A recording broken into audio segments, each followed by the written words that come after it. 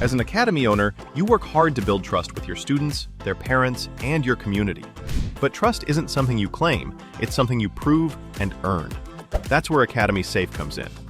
We help academies like yours stand out with verified safety standards. Background checks for all staff, U.S. Center for Safe Sport certification, concussion training, defibrillators on site, CPR, first aid and AED certification, security cameras, rank and lineage checks, and verification of business insurance. Join the trusted martial arts registry that's redefining safety throughout North America. Lead by example. Show parents you're accredited with Academy Safe.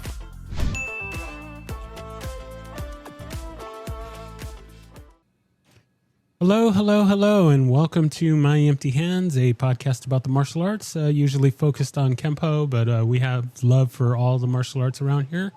As always, I am Reggie Darden, and I have another wonderful guest with me today, Tyler Duda, and we're going to get into his story and his journey of how Kenpo found him, and whatever other rat holes that we get onto, we'll talk about that as well.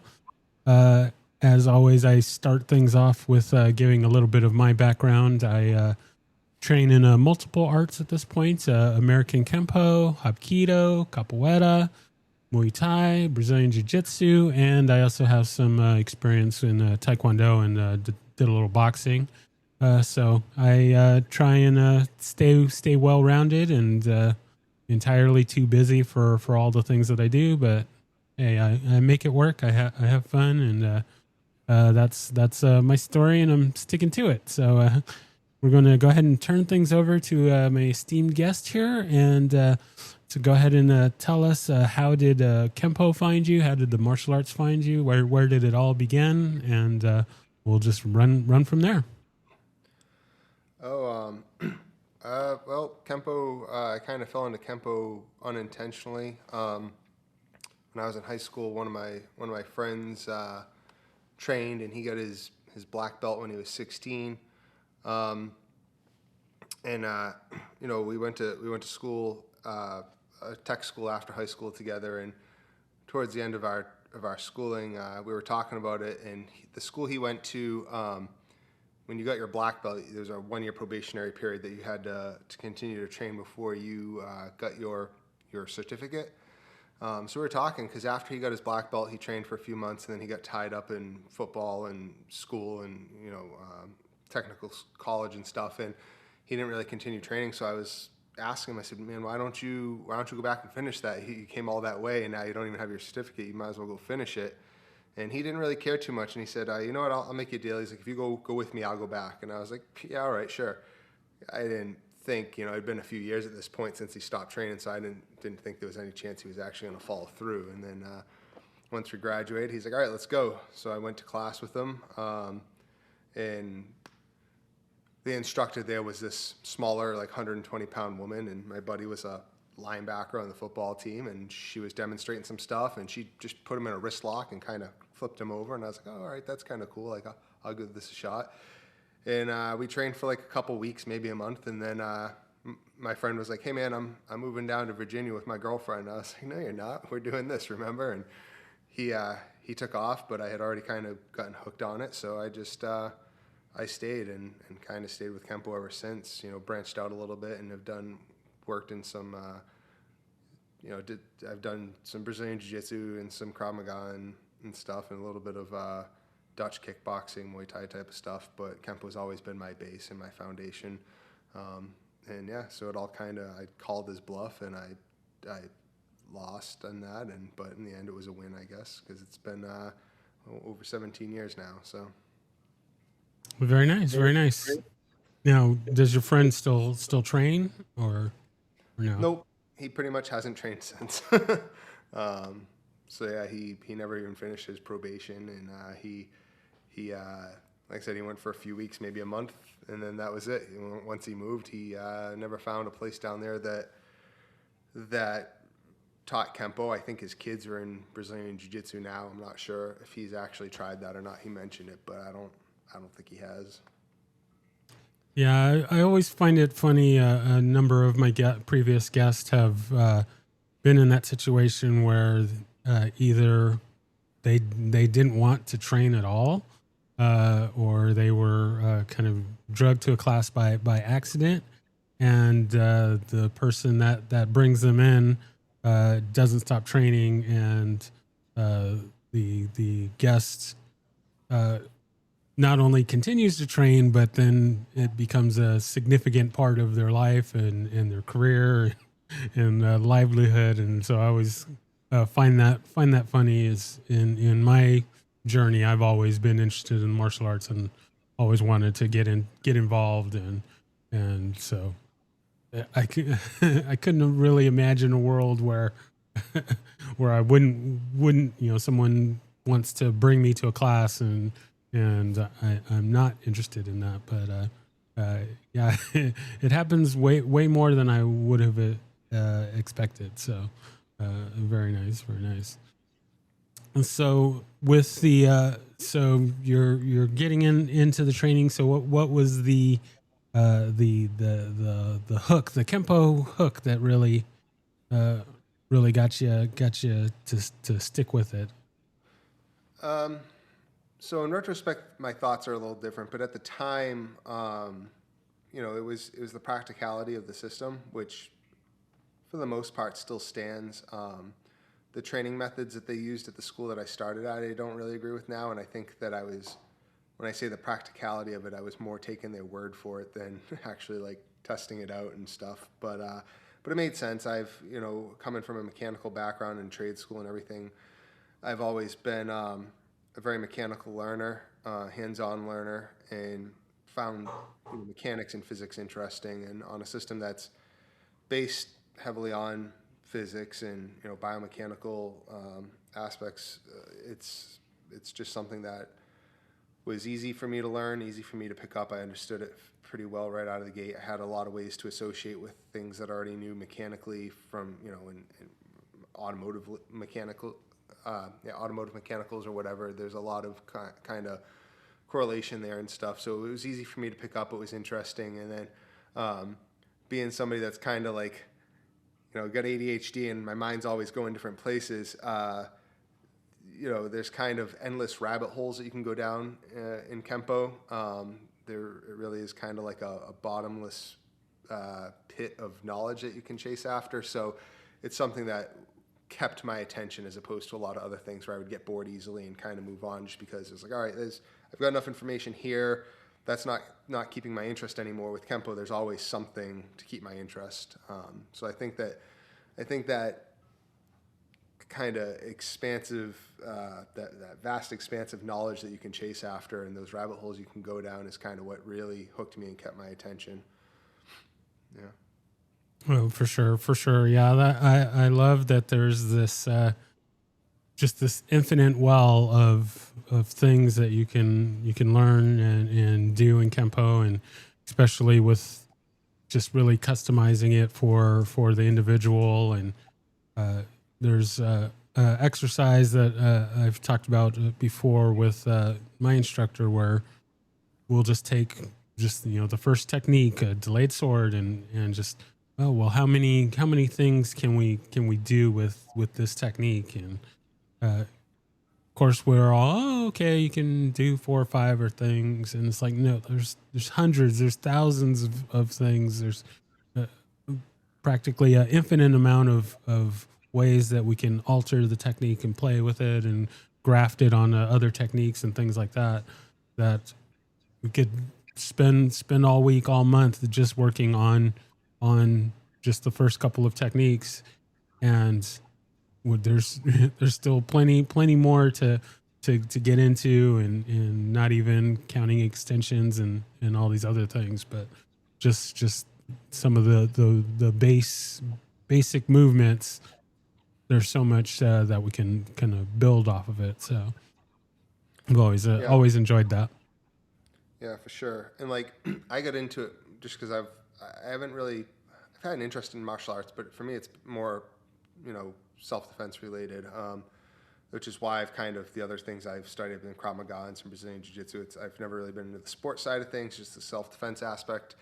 But at the same time, like a lot of my friends are very big into you know patterns within Kenpo and category completion and all those aspects of it. And there's a lot of truth to that, though. Like once you learn to recognize patterns within Kenpo, you do realize that there are some master key techniques that just keep repeating, and some patterns that keep repeating. And so, like you say, when you say there's hundreds of things you can do with delayed sword, you start seeing delayed sword everywhere. It's and that is an interesting aspect. It's not something that I go as deep into as some of my friends do, but I think it's unavoidable when you're in Kenpo to kind of go down those rabbit holes, and it does get real interesting when you do. So, with your training, I get the sense, and you kind of said it. So, I would say, I guess, pretty kind of early on in your training, you were, I guess, not sure the best way I want to word this. Maybe just say that you kind of questioned the training. Maybe not to say that it was bad training or anything, but like that. But you had questions, and you wanted to get those answered. So just kind of how did you kind of receive any pushback or anything? Or because I know a lot of people that train, they're just like, okay, this is the teacher, this is the black belt or whatever in charge, and whatever they say I do, and just kind of leave it at that. And I would say that many, and not just in Kenpo, but I would say that there are many people that train today that don't really look into the why. They're just the how, or a lot of okay, well, it's a new week. What's my next technique this week? And so I can just get collect them all, collect all the trading cards, collect all the technique training cards, so that I can just get my next belt. And they don't really kind of get a little bit deeper into the surface level. So just maybe can you talk a little bit about how that was for you coming up, asking that great question, why? Yeah, so that actually is what led to me being removed from my first school. Is the first school I went to was very much like that, kind of collect your techniques and rank, and that was it. And I again, I always wanted to go down those rabbit holes and go deeper into understanding the system and the art of Kenpo. And it got to a point where I was asking questions that there really weren't any, so I had the instructor that ran the school and the instructor that owned the school, right? And the instructor that ran the school was a 4th degree. The instructor that owned the school claimed a 9th degree. And I would take lessons with the 4th degree, and she would teach me something, and then I'd go to the 9th degree and ask him for more depth in it. And they didn't really like that. I was told that I was questioning my instructor, and I was like, no, I want to understand this. I want to understand this deeply, and I later found out that it was, very much a lack of understanding of the system from them. He, the owner of that school, while he had decades in the martial arts, he didn't have that much time in American Kenpo. So his knowledge of this art was more limited than he wanted to admit, I think. So I was looking for a deeper understanding of the art. I was looking for more knowledge, and I was getting pushback, just, being told that, that's just how it's done. You shouldn't ask that. You shouldn't be questioning your instructor. So that's when I did get bored with it. And that's when a jiu-jitsu school had opened up in town, and I started cross-training some Brazilian jiu-jitsu. And when they found out about that, that was a problem for them. And they kicked me out of the school for it. They said that me cross-training in jiu-jitsu was disrespectful, and I wasn't loyal and all that stuff. So they kicked me out. So I was like, okay. And then, that school is very boxed off. Like he owned 2 locations, and we weren't even supposed to go to the other location. That's how closed off they were. There was no going outside tournaments or outside seminars or anything like that. And again, later on, I found out that's because he had a limited knowledge and didn't want us to realize that. So I didn't even realize how many other Kenpo schools there were in my area. And once I left there, I started looking around, and I found a bunch of other schools in the area. There's probably three or four in my immediate area, and there was 3 or 4 different lineages in the state that I could go train. And so I did. I kind of went from school to school and trained in different lineages of Kenpo. And the ironic thing is that most of those instructors had all trained under my first instructor previously. They all had similar falling outs and stuff, and then they went under different, high-ranked guys that were Parker black belts. And so I bounced around a little bit, and I went to all these different lineages, and still none of them, and this is no fault to any of them, they weren't claiming ridiculous high rank and stuff, but none of them had quite the knowledge, the information that I was really looking for. So I eventually met Larry Tatum at a seminar, and he invited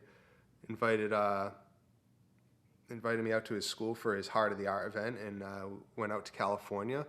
And out there I met a bunch of great Tatum guys that had knowledge that I wanted. They were a little more open-minded than the school owners that were around here. And so I started traveling to Philadelphia and New Jersey to train with some of those guys. And that is when I really started to go down some deep rabbit holes and really get a deeper understanding of the art. And that really changed me as a Kenpoist. It changed my whole martial arts career, my outlook, my perspective of the art.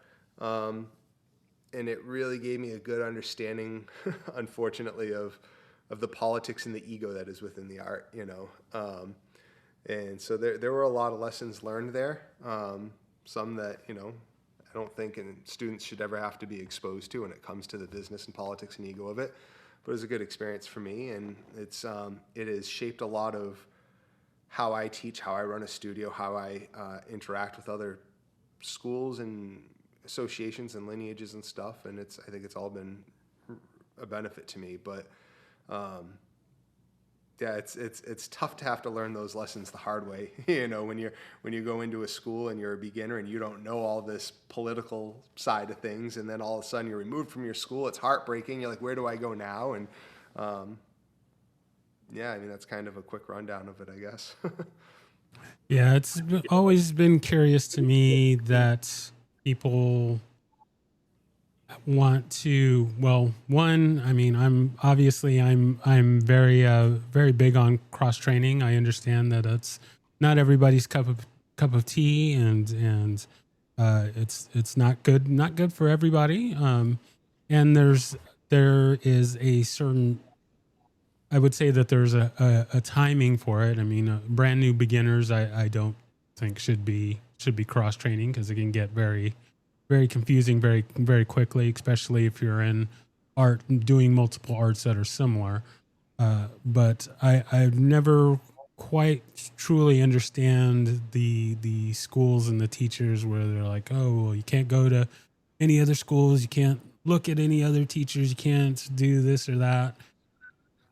And I see that for some, there's that insecurity that, oh, well, you're going to steal your students or something like that. I've always been of the mind that if someone can steal your student, they were never really your student. So, if you're teaching quality, and you've got the right characteristics, and you're doing things in the quote unquote right way, your students aren't going to want to leave and want to go somewhere else. I think I heard this on another interview, and someone said something along the lines of like the greatest question that you can have in martial arts is why, and always asking why to everything. And I never saw that as a form of disrespect. Maybe the way that it gets phrased, or maybe in the context. If you're asking your instructor, oh, why don't I have my black belt yet?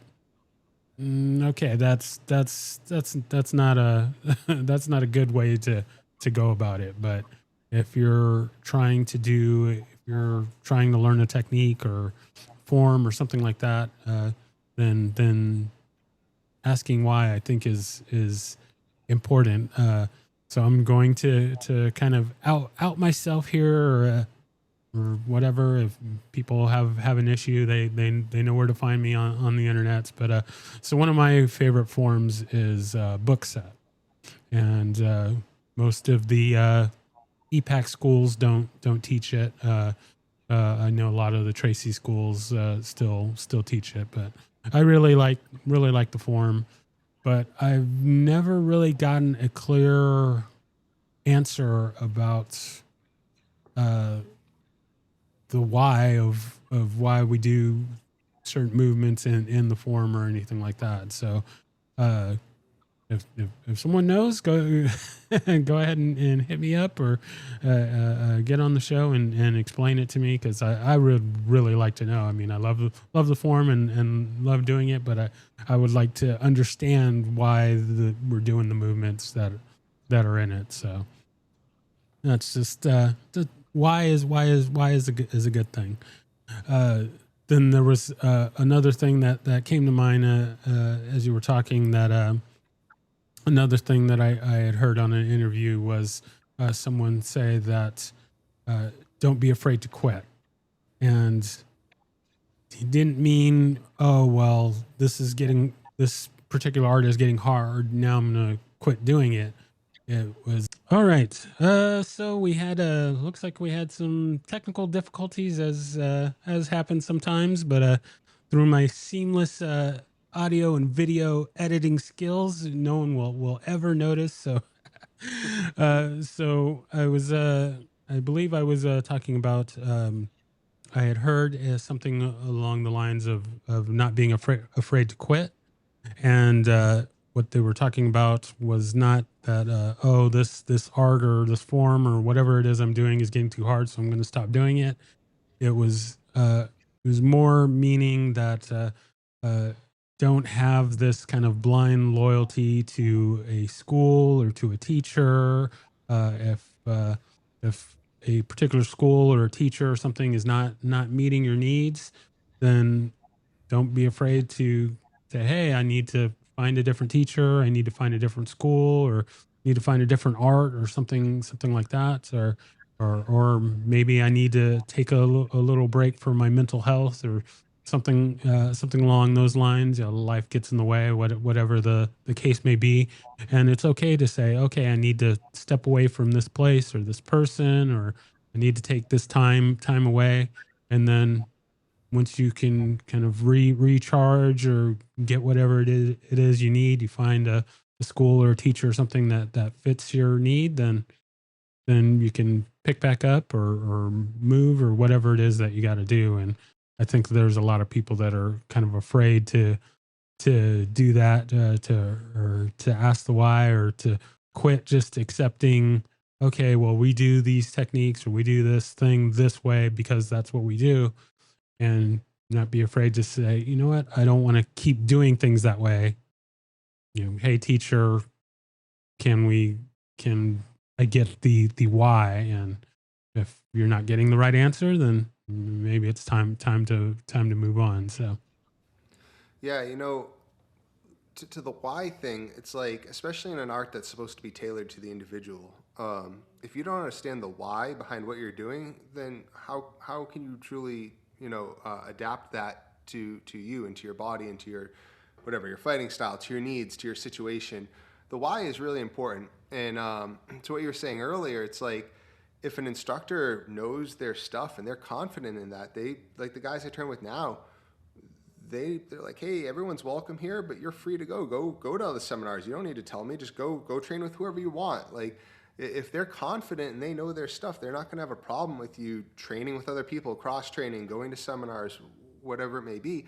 And I think something that a lot of instructors don't think about, which is not fair to their student, and to go along with what you were just saying, is especially if you're not a club, if you're a school, a commercial school that's charging your students are consumers. They don't owe you any more loyalty or anything other than beyond paying their monthly tuition. Obviously you develop relationships with some students, and the longer you're with an instructor, you start to have some loyalty towards them and some respect for them and stuff. But at the end of the day, especially coming up through the ranks, a student's a consumer. You're providing a service for that student, and if they want to leave, like, they should be able to leave. If they want to go, the thing that always cracked me up was when an instructor says you can't go train somewhere else. It's like, man, if I am paying you and I am following all the rules while I'm under your roof, you have no right telling me what I do outside of your studio. I am paying you for a service, and you give me that service. I give you a check. I follow your rules and everything when I'm in the studio. And anyone that tries to control people beyond that, I think is a real problem. And I think it's the quickest way to lose students and to ruin your business, really. No, I agree 100%. There are a lot of instructors out there that feel like their students uh, owe them something, and owe their lives and their firstborns and all this other kind of kind of nonsense. But no, it's not the case. There is a give and take between the teacher and the student, and it's more equal than some instructors and students would like to believe. So very nice, very nice. So going with the back to the teaching part of it. When did one, were you always interested in the teaching aspect, or was it thrust upon you? And kind of how did that all start out? Yeah, so I started like assisting with class. So I didn't start training till I was like 21, I think. So I was an adult 2021 when I started training. And I started like assisting with classes when I was like a green belt or something, right before I got my brown belt. And I was kind of, pushed into teaching and stuff. And that's a whole nother rabbit hole you can go down about pushing students to teach or requiring them to teach and stuff. But so I was kind of pushed into it, but I enjoyed it. I've said before, I'm kind of introverted.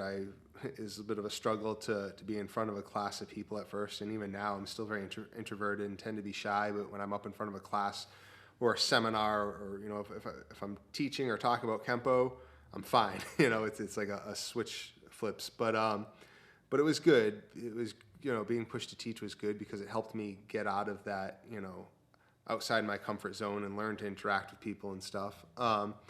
And so by the time I was a black belt, I was running all classes and actually helping run a school. And the instructor there was looking at opening another location that he wanted me to run prior to us having a falling out.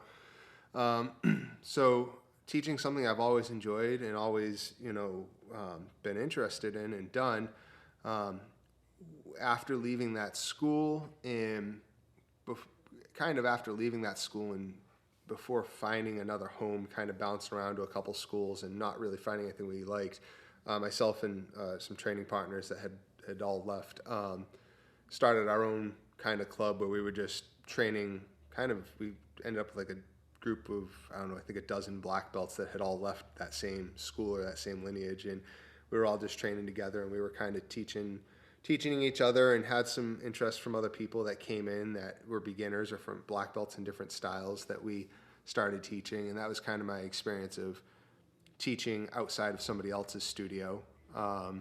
And that ultimately, a few years later, would lead to myself and a old training partner opening a commercial studio. So it's always been an interest, and we kind of had a series of events that allowed things to fall into place to start teaching on our own. And then again, finding an instructor that was more open and supportive of that was helpful, because then we were very much encouraged to open a studio and open a commercial studio and start teaching on a larger scale. And that opened up to opportunities to teach seminars and teach internationally, and teach on a much kind of larger stage to higher ranks, and which has all been a really great experience too. So it's it's always been something I've enjoyed doing. It just kind of was a typical process, I guess, of getting there and getting to teaching the way that I do now. So yeah. So how has your teaching changed over the years? Are there things that you do now that you wish you would have done early on in the teaching, and vice versa? Are there things that maybe you used to do that you'd like to come back? And I guess not just limiting it to the teaching, but just in your training in general. Are there things that maybe you used to do that you wish would make a comeback? No, so coming from a school that was very closed off and very old school in how they taught, I've broken away from that. And basically, when we opened a commercial studio, we said we wanted to take everything that we loved from other studios that we had been to and experienced, whether they be Kenpo studios or jiu-jitsu schools. We want to take everything that we loved and incorporate it into what we did and how we ran a studio and how we taught.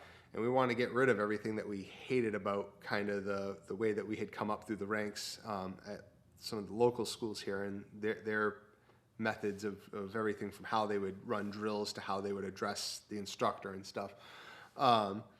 So, now I think I'm probably a little bit more laid back with how I teach, and at the moment I just run a club. I teach mostly black belts now. I got a couple of colored belts, but so it's a little bit different than when you're training, teaching a class of 20 or 30 kids that range and rank and everything. So that alone, I teach differently now than even I do when I have my commercial studio. But with all that being said, I don't. I try not to teach the system the way that it was taught to me initially, because I think one issue, and this is something that I get, is controversial. I guess I get people in the comments on videos I post all the time, that I think that the way that Kenpo is traditionally taught, at least in my area, I know it's different everywhere, and the West Coast teaches differently than the East Coast, but in the Northeast where I'm from, and not all, but the vast majority of schools teach in very similar ways, and it's not even just by the book. It's hard to explain, but it's the drills that they run. It's the way that they conduct class, the way that they structure everything. It's just very outdated. It's like very stuck in the 1980s. I mean, right down to how they take payments and how they check attendance and stuff. It's like, it's so, schools that don't even have a computer, and it's just so outdated. And they teach the same way. They're still teaching drills that they were using in the 1980s, and some have validity, some don't. But when you take into consideration the way that the martial arts as a whole have changed over the last 30 years, and you went from American Kenpo being one of the top self-defense martial arts to now people saying it's a joke because of MMA and jiu-jitsu and all this stuff.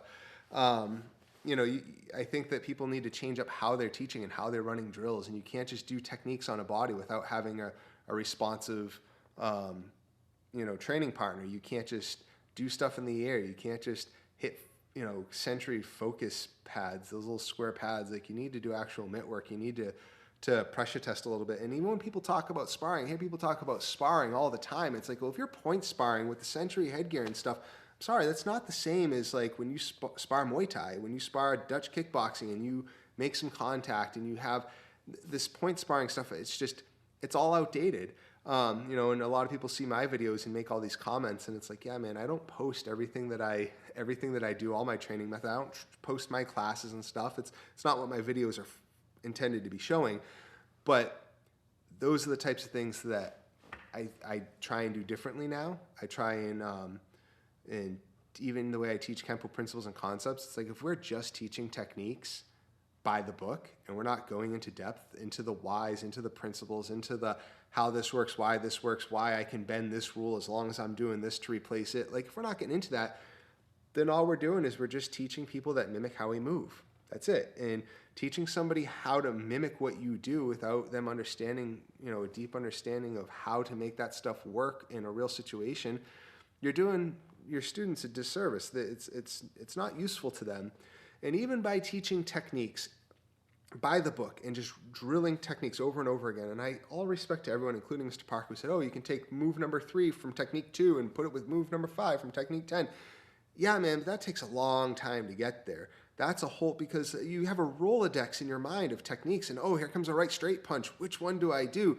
Like, Dave Pantano is one of the instructors that I work with, and the way that he teaches his classes, it's just, I won't get into it. If you want to reach out to him and ask him, but the way he teaches is brilliant, and it's not just techniques, it's aspects of techniques, but it's really teaching with principles of Kenpo and letting people formulate and build their own technique, build their own response to an attack. And I think that's really how we need to be teaching. It's what I try and do, and just trying to get away from the whole, step back, hammer, kick, block, or hammer, kick, chop, or whatever, and just doing everything by the numbers, like 1, 2, 3. It's just, yeah, I get as a white belt, maybe you need that, fine. But again, I train mostly black belts now. And the problem is that I still see so many people at black belt level training the same way that they were taught when they were a white belt. And that's a problem. We should be growing, evolving, and maturing in our art as we go up through the ranks. And I think a lot of schools and a lot of people don't really do that effectively. Honestly, sorry. No, no, I am, I am 100%, 150, 200% with you on all of those things. It's always been kind of funny to me that Ed Parker is known for continually evolving the art. I mean, up until the day he died, Kenpo was always changing and evolving. But yet there are still a lot of Kenpo practitioners that are uh, still kind of stuck in, oh, well, this is the way that we did it when I did it with Ed Parker, and how dare you change it, or how you dare you do anything different. And it's like, wait a second, he was known for continually changing, so why are we not changing? And I get it that we're not changing for the sake of changing, but times change, attitudes change, strategies change, all of these different things change. And a person on the street today is going to be a little bit different than someone, 10 years ago, 20 years ago. The tactics, the techniques, the weapons, the laws, all of these things change. And Kempo, or well, any martial art has to change along with it. I mean, okay, when a lot of these arts were created, people had swords and things like that. And uh yeah yeah, for the most part, I'm gonna say it's fairly safe to say that you're not going to encounter somebody with a sword, either them having one or you having one.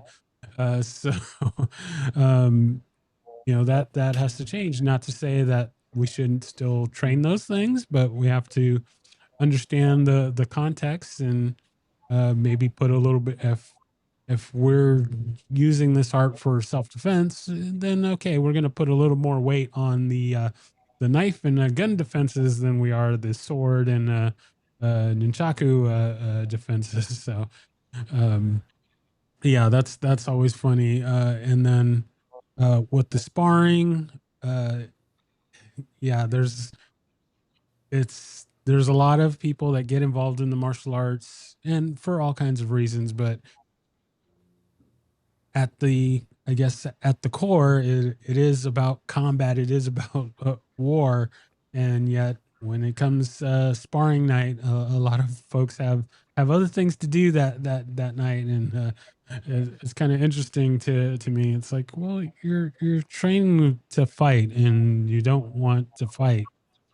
It's, I don't know. It's kind of interesting. And yeah, I've trained with people, not just in Kempo, but in other arts that are black belts and have been in the arts for a long time, and they're not continually trying to work. They're just doing techniques and the way they do them in the book. And it's not always going to be it's not always going to be the way it is in the book. It actually will never it almost never is that way. I've talked to a lot of people over the years, and uh I don't think I've one of the common things that I always hear is that, oh, well, anytime I've had to use my Kenpo in a real life situation, I've never been able to do a technique all the way through.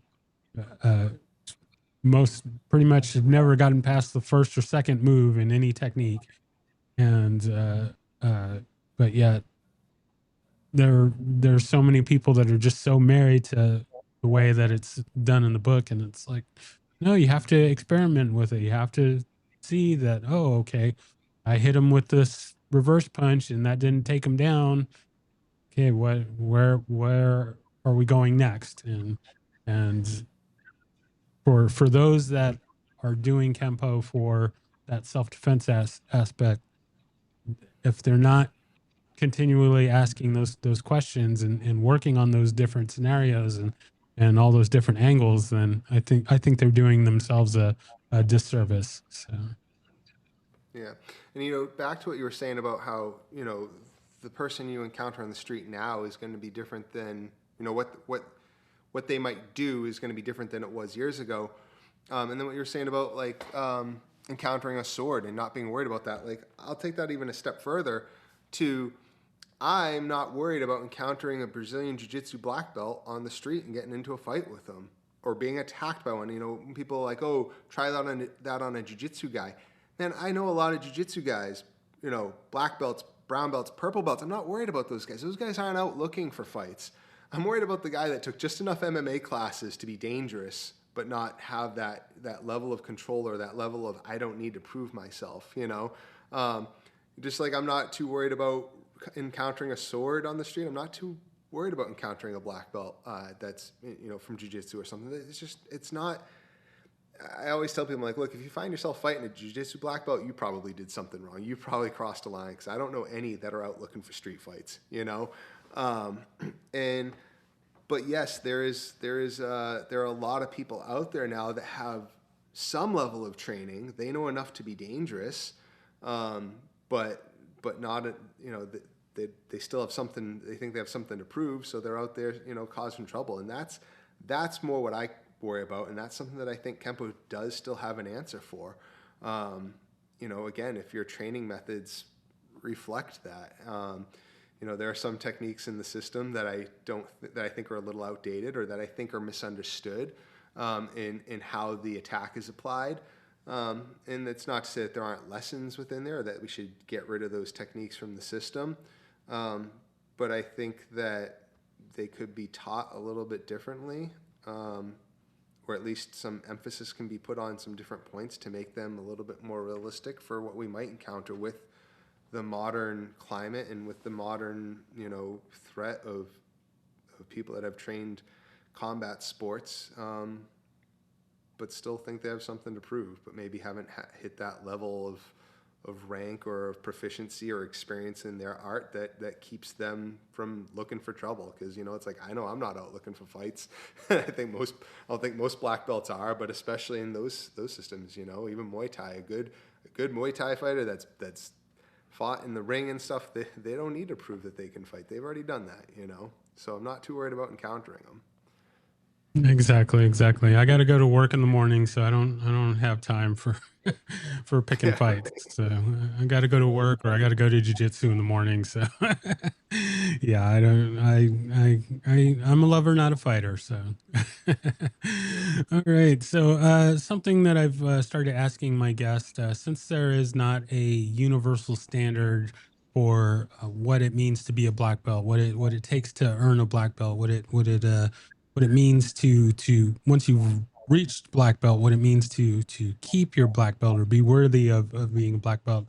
I've started asking my guests in their own opinion, in their own kind of thought processes, what would you say does it mean to be a black belt, or any kind of avenue of surrounding a black belt? There isn't any kind of right or wrong answers. I just kind of want to get a collection of what people's thoughts are on that. Man, I don't know. That's a tough one because, again, like I think I have a different approach than most people. Like, because I see the techniques in the system as familiar training tools. It's something that if we all go to a seminar and somebody says 5 swords, we all know what 5 swords is. is a tool that I could use now to teach a specific principle or concept off of, because everyone is familiar with what that technique is. But that's all it is. It's a training tool to me. It's a template. It's something that everyone's familiar with. So I think it's important to know those techniques in the system for the sake of working with other people. But beyond that, I almost just like you said, just because you collected 154 techniques doesn't make you a black belt in my mind. It's having the understanding and being able to apply the principles and concepts of Kenpo. Having that proficiency is what's most important to me. I would rather see somebody have a deep understanding of those principles and concepts, be able to apply them, be able to convey that information to teach those principles and concepts. I'd rather somebody have those skills than have 154 techniques. Like I say, it's not to say that there's no value in them, but I know a lot of people wearing black belts that can do all the techniques by the numbers, by the book, but they couldn't fight their way out of a wet paper bag. And then I know a lot of people that if you say a technique name, they're like, I don't know, but you say right straight punch and they will pull out a technique or parts of techniques and they will light that person up and defend themselves more effectively than people that have way more stripes on their belts. So to me, it's the understanding. It's having a deep understanding of the art and the principles and concepts, and having that knowledge is what's most important to me. Because man, I've seen some guys with a lot of red on their belt that just don't have a very thorough understanding. And going back to my first instructor, it's like, man, I don't know why you would want the weight of that belt and the responsibility that comes with it if you don't have that understanding. But some people do, and it's meaningless without the knowledge to back it up and the ability to apply that knowledge. So, yeah, I guess that would be my best answer. It's not so much the techniques or the forms; it's the knowledge and the ability to apply it, even outside of those prescribed movements that are within the system. Yeah, no, I agree 100%. Once again, yeah, it's funny that there are a lot of people that are chasing those stripes, chasing those bars, and it's confounding to me because there's many. I've been in the martial arts, gosh, well, we'll say over 30 years at this point, and I still get imposter syndrome. I feel. I mean, I'm not very high up or anything, but I've been around the block. I've seen a few things. I've learned a few things, but there's still many days where I'm like, I have no idea what I'm doing, but yet that's my own viewpoint. Somebody else on the outside maybe like, oh my, like, oh, like you know this technique, or I guess I should say, there'll be times where I'm teaching or assisting or something with somebody, and I'm going through these things, and I may be kind of questioning myself, but that person that I'm teaching is picking up that, oh well, this person knows more about this than I do, and uh, sometimes it's kind of easy to lose sight of that. But I couldn't imagine being in a position where someone's putting some red on my belt, and I don't understand half of the techniques, or I can't do. I guess it's not always about being able to perform it, but understanding it, and even if you don't understand everything, knowing how to get those answers and how to find those answers. And yeah, there's a lot of teachers out there that are just more interested in the quote unquote status uh, than than the actual knowledge and growing and spreading the art. So yeah, I'm right there with you on that one. So we are flying through our time here today. So we're going to move on to our lightning round here. That's got a few little questions as we head towards wrapping up. So the first question being, do you have a favorite technique? Um, I guess if I had to pick one off the top of my head, the snapping twig with the extension. I think that's fun to do. Very nice, very nice. Yes, well, one of my what I like to call the Kenpo All Stars. It's a technique that seems to be in every version of Kenpo, at least that I've been exposed to. And yeah, snapping twigs is definitely one of those. Thundering hammer, five swords, of course. I like to tell the story that one of my previous guests wasn't even a Kenpo practitioner, but he, as we were talking, he knew five swords, and he was like, "Oh, I teach five swords to my students," and it was like that's a sign of a good technique if non Kempo people are using it. So I like it. I like it. All right. Next question: do you have a favorite form and or set? I'm not real big on forms. I kind of like three. I've liked three since Mr. Tatum showed it as a mass attack. It just gives a little more depth to it, makes it a little more fun to practice and teach that way. But yeah, Oh, good, good. I like it. All right. Next question: do you have a favorite weapon? martial arts weapon? No, Anything at all that you consider a weapon? I'm a firearms guy. Before I got into martial arts, I did competitive shooting, so that's my weapon of choice is firearms. That's it. Very, very nice. That And or if I do more martial arts, I like the karambit, but oh, very nice, very nice, very nice. Now I'm not not much of a gun guy, but a particular pistol or rifle or whatnot that you like. I shoot mostly pistol. I like rifle too, but I've competed in pistol. Yeah, more modern, automatic pistols and stuff. Not revolvers. I'm not a fan of revolvers. Very nice, very nice. All right. Next question: if there's anyone that you could train with, living or dead, fictional or non-fictional, besides Ed Parker, who would that be? Oh man, I never thought about that one. Uh, I don't know, man. I like Jason Statham. I think him or Nice, Michael J. White. Believe it or not, yeah, nice. Statham or Michael J. White. I like how those guys. I like how they choreograph stuff. It's for the movies, but there's a certain level of realism to a lot of their fight scenes and stuff, and they're real martial artists in the movies and stuff. So I think that's pretty cool. If I say Ed Parker or something, I feel like that's a little too cliche. So I'd Well, go with one because of this those is guys. I think. well, when I started the show and I started asking that question, because this is primarily a Kempo show, of course, everybody said Ed Parker. So I realized that I needed to make it a little bit harder. So whenever I interview a Kempo person, I take Ed Parker off the table because it's a Kempo show. That's kind of a given. So, Yeah, I got yeah. a lot more interesting answers once I took Ed Parker off the table. So. Yeah, I don't know. I think Statham is kind of underrated. I don't hear too many people talk about him, but I think he's a really good martial artist, and his movies are basically all the same storyline, which gets old, gets old. But I think he's got some good fight scenes and some good skills and stuff. So I think he'd be fun to train with. Nice, nice.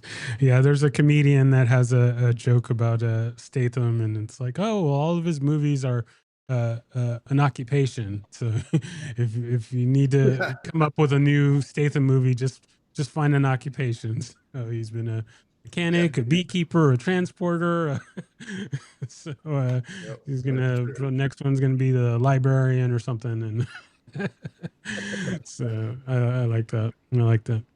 All right. Next question. What is something that always motivates you to train and or something that you'd like to put out for others to motivate them to train?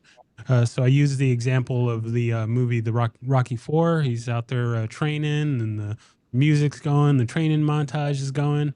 What what would be something like that? Well, whenever I see that, that gets me ready to hit the mats and do what I need to do. So, what is something like that for you, or something that you'd like to put out for others to motivate them to train? whether it's my students, it's stuff I put on the internet, or if it's me when I'm teaching a seminar. Uh, it's everything we talked about today. The fact that I think that the methods that are used to teach, or even just how people view Kenpo now, is outdated and becoming problematic. So it's just being able to try and give people a different perspective from which to view the art of Kenpo, and to kind of think differently about it and go down some different rabbit holes than they might normally go down. That's what motivates me when I'm teaching my students here. I'm always trying to get them to look at things from a different perspective and look at their techniques a little differently than how they were taught by the book. When I post a video online, I'm trying to get other black belts to look at the art a little bit differently and change their perspective and their thought process and their approach to the techniques. And it's the same thing when I teach a seminar. I try and bring something different, a little bit different way of thinking about usually not a technique, but a principle or a concept, and how it can be applied, to get other black belts to start, trying to, again, not just look at the technique, but look at how they can apply things a little bit differently, whether it's how they apply a technique, a basic, or a principle or concept. So, yeah, I think just opening people's eyes to different ways to approach this art, I think, is kind of what motivates me in everything I do within the art. Very nice, very nice. All right, so we are at our final piece of business today, and that is our shameless self-promotion. So you can plug anything that you'd like, or if there's anything that you hadn't said that you wanted to make sure to get out there, you now have the floor, and then we will close out from there.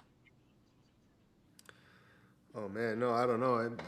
I think we've said a lot today. I host an event here every year, Boston Tea Party, which is normally happens in the spring. This year it'll probably happen in the fall because we have some other big projects going on that we're gonna tie in with that event. But I always post about that online on my Facebook and stuff. And it's that whole event started because I was able to travel all over the country and to Europe and stuff, and train with instructors that I never thought possible. A lot of really great instructors that I want others to be able to train with, but not everyone has the money to be flying all over the place and train with these guys. So I thought I'll bring them here to my local area in the Northeast, and provide an opportunity for people to train with all these other great instructors that I've benefited from training with.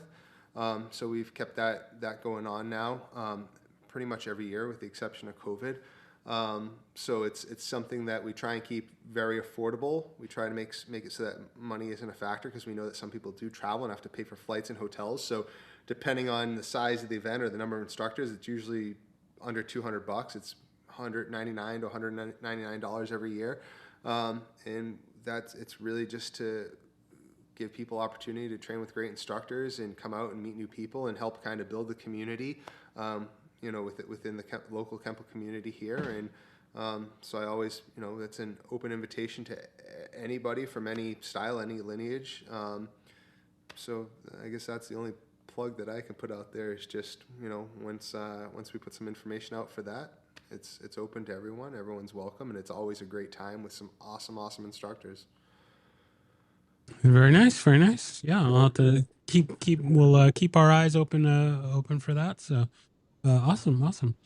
Well, I thank you so much for taking the time to be on and sharing your story, and looking forward to all the great things that you're working on, and we'll definitely keep an eye on what you're doing. But yeah, I just thank you enough, and I think the listeners and now viewers, I guess, will be able to enjoy. And yeah, just once again, thank you so much. Yeah, man. Thank you for asking me on. I appreciate it. It's been fun. Right on. Thank you.